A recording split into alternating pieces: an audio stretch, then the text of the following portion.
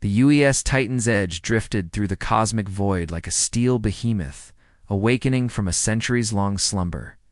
Its 20-kilometer hull bore the scars of 400 years in the unforgiving depths of space meteor impacts that had carved deep gouges, radiation burns that had turned sections of armor plating into abstract art, and the accumulated frost of countless stellar winds that gave the massive vessel an almost organic appearance. This wasn't just a ship anymore. It was a monument to human determination, testament to what desperation could accomplish when survival was the only option. Captain. Jake Morrison pressed his weathered palm against the reinforced viewport of the command center, feeling the subtle vibrations that traveled through the ship's superstructure. At 53, he had spent his entire adult life aboard this vessel, inheriting command from his father, who had inherited it from his father. Before him, 3 generations of Morrisons had guided humanity's last hope through the star-drunk darkness. And now the burden of first contact fell squarely on his shoulders. The blue-green marble of Kepler 442b filled more of the viewport with each passing hour, its swirling cloud formations and gleaming oceans promising everything Earth had once been. Behind Jake, the command center hummed with nervous energy as his crew monitored approach vectors and atmospheric readings. But it was the silence from the habitation decks that weighed most heavily on his mind.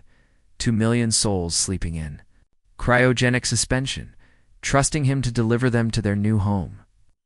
Captain, we've got incoming transmissions, Lieutenant Amy Rodriguez announced, her voice cutting through the ambient bridge noise like a laser through fog. Rodriguez had been his communications officer for 7 years, and Jake had never heard that particular combination of excitement and fear in her voice before. Someone's down there and they know we're here. The words hit Jake like a physical blow. After 4 centuries of scanning empty star systems and finding nothing but dead rocks and gas giants, the possibility of alien life had become almost theoretical. Yet here they were, approaching a world that clearly harbored intelligent life, and that intelligence was reaching out to them. Jake's jaw muscles tightened involuntarily, a nervous habit he'd developed during the darker years of the journey. When ship systems had begun failing and hope had seemed as distant as their destination, his mind raced through the first contact protocols that had been drilled into every command officer since the ship's launch. Protocols that had seemed like academic exercises until this very moment. Analysis, he demanded, his voice carrying the authority of someone who had made life and death decisions for thousands of sleeping souls. Rodriguez's fingers danced across her console, pulling up spectral analyses and signal patterns that painted themselves across the main display in brilliant hues of green and gold. The signals are sophisticated, sir. It's mathematical sequences, prime numbers, basic physics, classic first contact stuff. But, Captain, the power output is incredible. Whatever's generating these transmissions is using energy levels that make our fusion reactors look like campfires. The implications hit Jake immediately. Any civilization capable of such energy output could likely vaporize the Titan's Edge without breaking a sweat. Were they dealing with benevolent scientists eager to make contact, or had they just announced their presence to predators who viewed approaching starships as convenient prey? Whatever's down there has technology that makes our ship look primitive, Rodriguez continued, her voice dropping to barely above a whisper. Jake felt his heart rate spike as adrenaline flooded his system. The Titan's Edge represented humanity's greatest technological achievement. Mobile city capable of sustaining millions of lives across interstellar distances. If their ship seemed primitive to these aliens, what did that say about humanity's chances of survival? Through the viewport, Jake watched in fascination and growing dread as 3 sleek vessels emerged from the planet's atmosphere like silver dolphins breaching an ocean of stars. They moved with fluid grace that defied everything he understood about physics and engineering. Their hulls seemed to ripple and shift, appearing almost liquid in their seamless perfection. No visible propulsion systems, no obvious weapons ports, no rough edges or mechanical joints, just pure, elegant function wrapped in form that spoke of technological mastery. Humanity could barely comprehend. Jake's hands trembled slightly as he gripped the command rail, the metal cold against his palms despite the ship's environmental controls. He thought about his sleeping daughter in Cryo Bay 7, about the families in hibernation who had trusted him with their futures. about the weight of being possibly the last human being who would ever make a decision that could determine the fate of their entire species.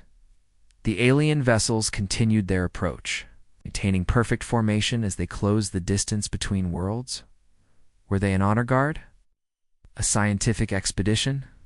Or something far more sinister, a welcoming committee that specialized in ensuring unwanted visitors never left their star system? The silence on the bridge stretched like a taut wire, broken only by the steady hum of life support systems and the occasional beep of monitoring equipment. Every crew member present understood the magnitude of this moment.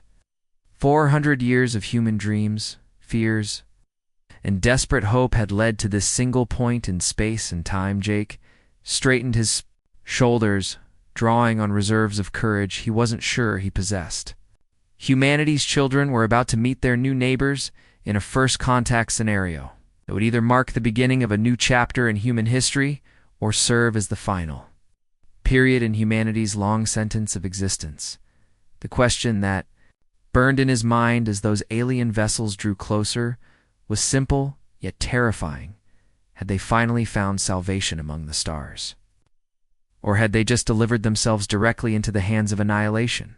The next few minutes would determine whether humanity's 4th-century journey had been an epic quest for survival or merely an elaborate form of cosmic suicide. And Captain Jake Morrison, descendant of farmers and dreamers, would be the one to find out first. Want to discover how small decisions can compound into life-changing outcomes? Check out our next video about the incredible power of compounding, where we explore how tiny choices today can transform your entire future tomorrow. 3 months ago, the Zephyrian Collective had detected something impossible hurtling through their star system, a metallic leviathan that dwarfed their greatest architectural achievements. Now, as the alien vessel approached their homeworld of Kepler-4 for 2b, the very foundations of their crystalline cities vibrated with an energy that hadn't been felt in millennia. It was the tremor of a civilization confronting the unknown, and it was about to change everything deep beneath the planet's surface. In the luminescent chambers of the Grand Assembly, the Council of Minds gathered in emergency session. Their crystalline bodies pulsed with bioluminescent patterns that created a living constellation of thought and emotion. Unlike humans, who communicated through crude sound waves, the Zephyrians shared consciousness through quantum-entangled neural networks that connected every member of their species in real time. Elder Thrinks, whose translucent form had witnessed the rise and fall of 12 different ages of Zephyrian civilization, sent ripples of concern through the collective consciousness.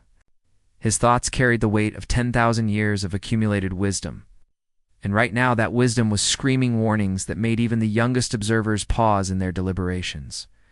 The Star Wanderer's ship is enormous. His mental voice pulsed through the network with the authority of someone who had seen empires crumble and species evolve. Larger than our greatest cities. What species builds such vessels unless they plan to use them as weapons of conquest? The question hung in the shared consciousness like a dark cloud, spreading tendrils of fear through minds that had known only peace for centuries. The Zephyrians had built their civilization on the principle of harmony with their environment. Their cities grew like living organisms, their technology merged seamlessly with biology, and their expansion had always been measured in quality rather than quantity. Observer Kix, a younger member of the collective who specialized in xenocultural analysis, had spent weeks studying the electromagnetic emissions leaking from the human vessel. His findings painted a picture that was both fascinating and terrifying. They are refugees, Elder. Their transmissions speak of a dying star, of a world consumed by its own sun. They seek sanctuary among the stars because they have nowhere else to go. But even as Kix shared his analysis, doubt crept through the network like poison in clear water. The human ship's energy signatures told a different story, one of military-grade fusion reactors, defensive systems that could level mountains, and manufacturing capabilities that suggested a species accustomed to war, Warmind Vex, whose consciousness had been shaped by studying the aggressive tendencies of the few hostile species the collective had encountered. Projected waves of alarm through the neural network, Refugees with weapons that could glass our world, he countered, his thoughts sharp with the kind of paranoia that had kept civilizations alive for eons. That ship carries enough firepower to sterilize continents. No species builds such vessels. For purely peaceful purposes, the debate that followed was unlike anything in Zephyrian history. For the first time in their collective memory, the Council of Minds found itself fundamentally divided. Half believed the humans were exactly what they claimed to be, desperate survivors seeking a new home. The other half saw them as a Trojan horse, a seemingly helpless refugee ship that could unleash devastating force once it achieved planetary orbit. What made this decision particularly agonizing was the Zephyrians' complete lack of experience. With nomadic species, their own civilization had grown from the careful tending of a single world for millennia, nurturing their environment with the patience of gardeners and the wisdom of philosophers. The concept of abandoning one's birthplace was not just foreign to them, it was almost incomprehensible. How does a species simply leave their home? Pulsed contemplator Zara, her thoughts tinged with the kind of bewilderment that comes from encountering something that challenges your fundamental understanding of existence. We have roots that run deeper than our planet's crust. We are connected to every grain of soil, every molecule of atmosphere. To abandon all of that would be like tearing out our own souls. But Observer Kix had been studying human psychology. Through their leaked transmissions, and his analysis painted a picture of a species driven by necessity rather than choice. They didn't want to leave Contemplator. They were forced to. Their star went nova, consuming everything they had ever known. Imagine if our sun suddenly began to die. Would we not do anything, build anything, sacrifice anything to preserve our children's future? The question sent shockwaves through the collective consciousness. The Zephyrians had always assumed that their star was eternal, that their world would endure forever. The possibility that an entire civilization could be forced to flee their dying planet was a nightmare, a scenario that challenged everything they believed about the permanence of home. As the human ship crossed the outer edge of their solar system, the weight of decision pressed down on the Council of Minds like a physical force. Every passing moment brought the alien vessel closer to their world, and with it, potential for either the greatest opportunity or the greatest catastrophe. In Zephyrian history, Elder Thranks finally broke the deadlock with a decision that would echo through the ages. We cannot judge them from the safety of our chambers. 3 vessels will meet them in the void between worlds. We will look into their hearts and determine if they bring salvation or destruction. The chosen ships were marvels of Zephyrian biotechnology, living vessels that had been grown rather than built. Their hulls capable of adapting to any environment, their consciousness linked directly to their crews. Each was no larger than a human city block, but they represented the pinnacle of a civilization that had spent millennia perfecting the art of harmony between technology and nature, as the 3 vessels detached from their orbital stations rising through the atmosphere like silver butterflies emerging from cocoons. The entire Zephyrian collective held its breath. The fate of 2 civilizations now hung in the balance, suspended in the cold vacuum between worlds where first contact would determine whether this meeting would mark the beginning of a new age of cooperation or the final act in humanity's long journey among the stars. The universe itself seemed to pause, waiting to see what would happen when 2 fundamentally different approaches to existence finally came face to face in the infinite, a darkness of space, ready to see how small decisions can create massive transformations over time. Our next video explores the incredible power of compounding, where we reveal how tiny choices today can completely reshape your tomorrow. The silence that had filled the Titan's edge for the past hour shattered, like crystal as proximity alarms began screaming through every corridor of the massive vessel. What had started as humanity's hopeful first contact was rapidly transforming into their potential last stand. The 3 alien vessels that had emerged from Kepler 44 to be weren't the peaceful greeting committee Jake Morrison had desperately hoped for. They were predators. They had just locked onto their prey. Lieutenant Amy Rodriguez's voice cut through the chaos with the kind of controlled panic that comes from years of emergency drills. Captain, I'm reading massive energy buildups across all 3 vessels. Their weapon systems are coming online, and the power signatures are off the charts. Jake felt his stomach drop as he processed the implications. These weren't exploration ships or diplomatic vessels, they were warships, purpose-built for destruction. The elegant curves and flowing lines he had admired moments earlier now revealed themselves as the sleek design of apex predators. Evolved for one singular purpose, killing anything that entered their territory. Time to weapons lock, he barked, his command training taking over even as his mind reeled from the sudden shift from hope to horror. 30 seconds, sir, responded. Lieutenant Tom Bradley from the tactical station, his fingers flying across controls that had been gathering dust for decades. Captain, they're not just targeting random systems, they're going straight for our main engines. If they cripple our drive, we'll be trapped in orbit like a sitting duck. The tactical brilliance of the alien strategy was both impressive and terrifying. They disabled the engines, and the Titan's edge would become a helpless target, unable to retreat or maneuver. Jake had seen this exact tactic used in the war games that had consumed Earth's final decades. Control your enemy's mobility, and you control their fate. Jake's mind raced through their limited options, like a computer calculating impossible equations. The Titan's edge carried defensive weapons, but they were mining lasers and debris clearers designed for asteroid excavation, not ship-to-ship combat.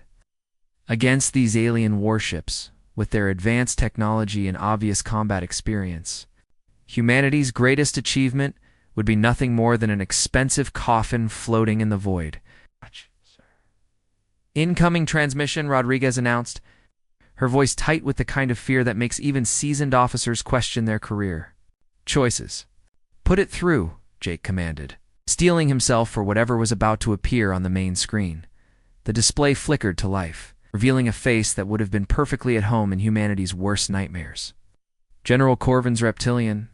Features were a study in predatory intelligence scales that seemed to shift color with his mood. Eyes that held the cold calculation of a born killer, and a mouth that curved in what might have been a smile, but felt more like a threat. When he spoke, the translation matrix rendered his words in cold, mechanical tones that stripped away any pretense of warmth or diplomacy. Humans, you will surrender your vessel for inspection, or we will destroy you. Choose quickly. The ultimatum hit Jake like a physical blow. After 4 centuries of dreaming about this moment, after guiding 2 million souls across the void in search of a new home, he was being treated like a common pirate. The injustice of it burned in his chest like acid.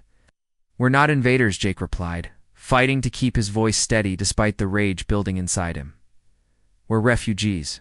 Our world is dead. We only seek shelter. But even as he spoke the words, he could see the disbelief in Corvin's alien eyes.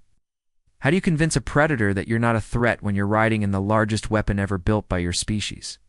Corvin's laugh was like breaking glass, sharp and cutting and completely devoid of humor. All conquerors claim to be victims. You have 1 minute to comply. The transmission cut out, leaving Jake staring at a blank screen that reflected his own face back at him, a face that showed every one of his 53 years. Every difficult decision, every burden of command that had shaped him into the man standing on this bridge at this moment. 1 minute. 60 seconds to decide the fate of the last remnant of humanity. Jake turned to face his crew, seeing his own fear and determination reflected in their eyes. These weren't just officers following orders.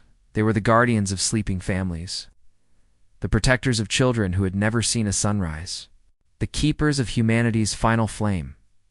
Behind them, in the vast habitation modules that made up the heart of the Titan's edge, 2 million souls lay in cryogenic suspension, trusting him to deliver them safely to their new home. Had sacrificed everything for their children's future. Scientists who carried the accumulated knowledge of Earth's greatest minds. Artists who held the essence of human creativity in their dreams. Captain Bradley's voice cut through his thoughts. 40 seconds remaining. What are your orders, Jake? Closed his eyes for a moment, feeling the weight of 4 centuries of human hope pressing down on his shoulders. When he opened them again, his voice carried the authority of someone who had made peace with impossible choices. Power up the plasma batteries, he commanded. his words echoing through the bridge with the finality of a judge's gavel. "Bring the mining lasers online. If they want to fight, we'll give them one." The bridge erupted in controlled chaos as his crew scrambled to activate weapon systems that had never been designed for this moment. Warning lights bathed everything in red as the Titan's edge transformed from arc to battleship, its mining equipment becoming instruments of war. Sir Rodriguez called out, her voice carrying a note of desperate hope. "Shouldn't we try to negotiate? Maybe there's still a chance for there's no negotiating with extinction." Jake cut her off, his eyes fixed on the alien vessels that were now close enough to see individual weapon ports. "Either we fight for our right to exist, or we die as refugees in the void." The countdown timer on the main screen hit 0, and Jake Morrison, descendant of farmers, keeper of humanity's last light, prepared to discover whether courage and desperation could triumph over superior technology and overwhelming odds. Want to learn how small actions can create massive results over time? Check out our next video about the incredible power of compounding, where we show you how tiny decisions today can completely transform your future tomorrow. The countdown timer hit 0, and the universe exploded into chaos. What had been silent, void between worlds suddenly transformed into a hellscape of energy beams and plasma fire. As two civilizations met in the most violent form of first contact imaginable, the Titan's edge, humanity's last hope, became a fortress under siege as alien weapon systems. It's unleashed devastation that would have been unimaginable to the peaceful colonists sleeping in its belly. Jake Morrison's world tilted sideways as the first barrage of plasma bolts struck his ship's forward sections. The impact sent shockwaves through 20 kilometers of reinforced hull, rattling equipment and throwing crew members against bulkheads with bone-crushing force. But Jake had no time to worry about bruises. He was fighting for the survival of his entire species. "Hey, fire everything we've got," he roared over the screaming alarms, his voice carrying the desperate authority of a man who had nothing left to lose. The Titan's edge responded like a wounded giant fighting for its life. Mining lasers that had been designed to slice through asteroids now carved brilliant lines of coherent light across the darkness, striking the lead alien vessel with enough energy to power a small city. Defensive railguns, originally meant to clear debris from the ship's path, hurled tungsten projectiles at relativistic speeds toward targets that were firing back with weapons that seemed to bend the laws of physics. For a moment, Jake felt a surge of hope as their improvised weapons found their mark. The lead alien vessel staggered under the assault, its sleek hull showing scorch marks and what looked like actual damage. Maybe they had a chance after all. Maybe humanity's determination could triumph over superior technology. But that hope shattered like glass when the aliens returned fire. The enemy's plasma bolts weren't just weapons. They were concentrated stars, each one carrying enough energy to vaporize everything in their path. When they struck the Titan's edge, they didn't just damage the hull, they tore through it like paper, creating wounds that bled atmosphere and sparks into the void. "Hell breaches on decks 7 through 12, Lieutenant Rodriguez screamed, over the chaos, her voice cracking with the kind of terror that comes from watching your world literally fall apart around you. "We're losing atmosphere. Emergency bulkheads are sealing, but we've got families in those sections." Jake felt something die inside him as he processed the implications. Deck 7 housed the primary civilian quarters, thousands of people in cryogenic suspension, sleeping peacefully while their ship was being torn apart around them. Parents who had sacrificed everything for their children's future. Scientists who carried the accumulated knowledge of Earth's greatest minds. Artists who held the essence of human creativity in their dreams. "Can we reach them?" demanded, already knowing the answer from the look on Rodriguez's face. "Negative, sir. The entire section is sealed off. If they weren't killed by the initial blast, they'll die when their life support fails." Jake gripped his command chair with white knuckles as the ship bucked under another alien barrage. Through the viewport, he could see the beautiful blue world they'd traveled so far to reach, swirling clouds and gleaming oceans that promised everything Earth had once been. So close that he could almost taste the fresh air and feel solid ground beneath his feet, yet it might as well have been on the other side of the galaxy. Sir, we've got massive power spikes from the planet's surface, Bradley reported, his voice tight with the kind of fear that makes even seasoned officers question their sanity. They're bringing up more ships. Energy readings are off the charts. Jake's heart sank as he processed the tactical situation. They were already outgunned and outmaneuvered by 3 alien vessels. If reinforcements arrived, the battle would become a massacre. 2 million souls would become nothing more than cosmic debris, and humanity's 4-century journey would end. In anonymous darkness, but as the reinforcements arrived, something unexpected happened that changed everything. The new vessels didn't join the attack. Instead, they moved between the warring fleets with the fluid grace of cosmic dancers, their hulls flashing with complex light patterns that seemed to carry meaning beyond mere illumination. These weren't additional predators joining the hunt, they were something else entirely anew. Voice cut through the battle communications with the authority of someone accustomed to being obeyed. Cease fire. All units, cease fire immediately. The shooting stopped with an abruptness that was almost more shocking than the violence itself. One moment, space was filled with energy beams and plasma fire. The next, there was only the crackle of damaged systems and the harsh breathing of stressed crews trying to process what had just happened. Commander Nexus appeared on the main screen, his scaled features marked with what might have been regret in a species that Jake was only beginning to understand. Unlike General Corvin's predatory appearance, Nexus carried himself with the dignity of a diplomat who had seen too much unnecessary death. General Corvin acted without authorization, he said, his words carrying the weight of someone delivering an official apology. The High Council wishes to speak with you properly. Jake wiped blood from a cut on his forehead, feeling the rage that had been building inside him threaten to explode. 300 of his people were dead. 300 souls who had trusted him to deliver them safely to their new home. The injustice of it burned in his chest like molten metal. Your general just killed 300 of my people, Jake replied, his voice barely containing the fury that threatened to consume him. What's left to discuss? Nexus's expression shifted to something that might have been genuine sorrow. Survival. For both our species? The words hung in the space between them like a bridge over an abyss. Jake stared at the alien commander, trying to process the implications of what he was hearing. After centuries of dreaming about first contact, after guiding 2 million souls across the void in search of a new home, was it possible that this nightmare could still transform into something resembling hope? Behind him, his crew worked frantically to assess the damage and tend to the wounded. The Titan's edge was hurt, but not broken, scarred but still capable of carrying its precious cargo. The question now was whether that cargo would find a new home or become another casualty in the endless darkness between worlds. The universe held its breath, waiting to see what would happen next in this first contact that had already claimed many lives and might yet claim many more. Ready to discover how small decisions can create massive transformations over time? Our next video explores the incredible power of compounding, where we reveal how tiny choices today can completely reshape your tomorrow. The Damaged Conference.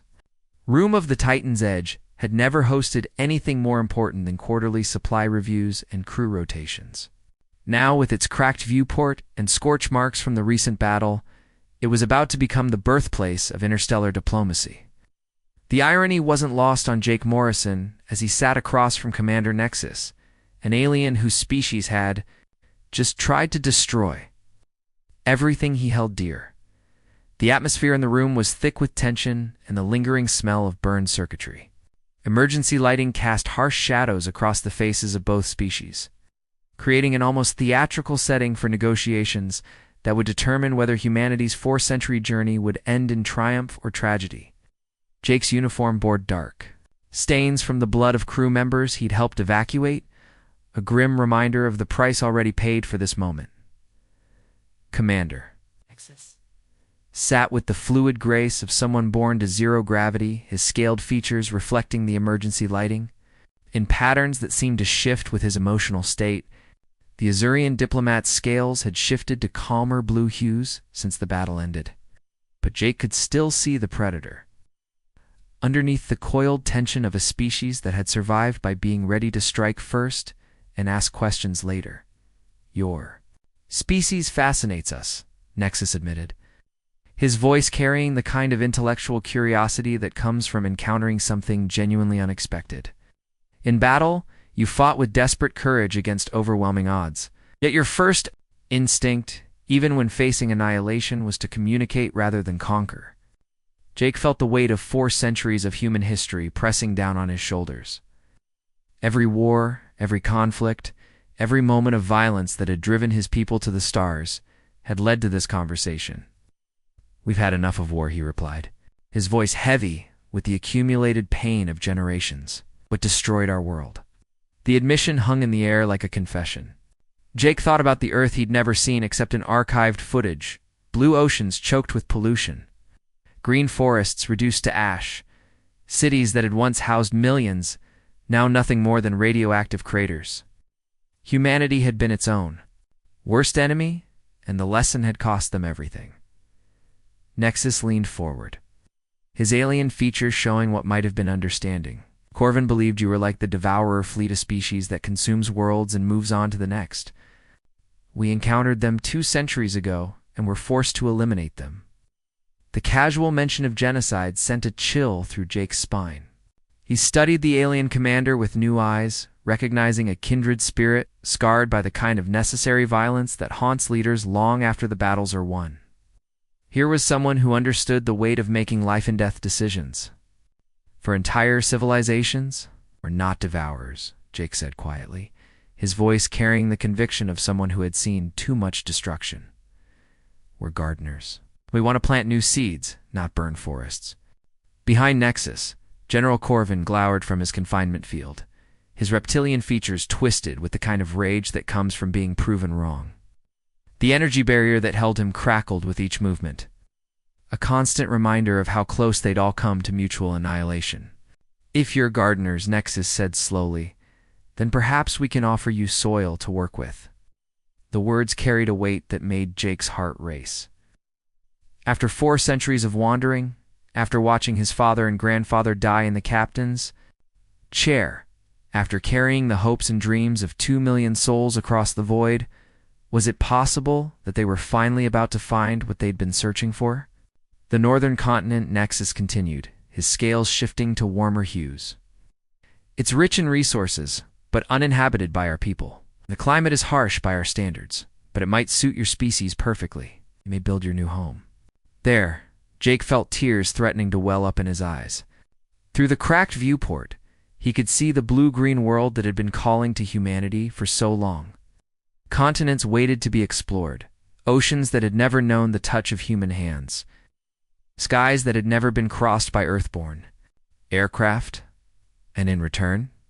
Jake asked, because he knew that nothing in the universe came without a price. Your ship's technology, your knowledge of the stars, the secrets of surviving in the void for centuries. Nexus paused, his expression becoming almost hopeful. And perhaps something more valuable in alliance. The galaxy is vast and full of threats that make the Devourer fleet look like children playing with toys. Together we might face them.